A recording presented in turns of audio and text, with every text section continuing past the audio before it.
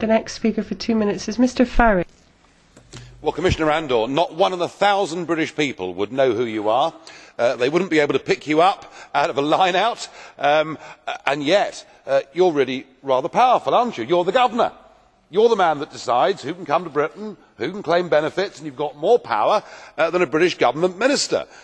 But I have to thank you for your study, because it's you that's told us that there are 600,000 economically inactive Eastern Europeans in Britain, something our own government wasn't able to tell us.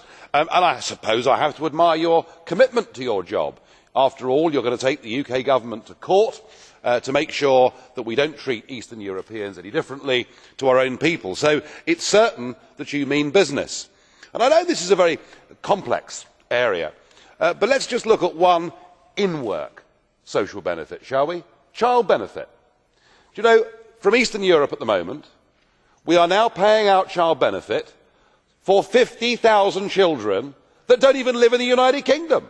I mean, there is no possible justification for us doing that. It's costing us £1 million a week, and it's yet another pull factor. But of course, this whole issue is going to get bigger, because we appear to have learnt nothing from 2004. If you allow the unrestricted free flow of people between poor and rich countries, don't be surprised when you get a big result.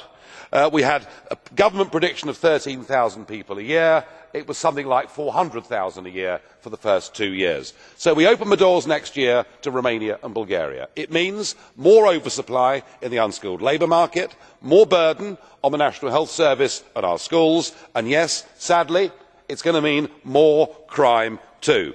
This issue will be the central issue of the European elections next year. It will be the central issue of whether Britain remains a member of the European Union. We are not against anybody from Eastern Europe, but we do believe it is right and proper we should restrict and decide who comes to live in our country.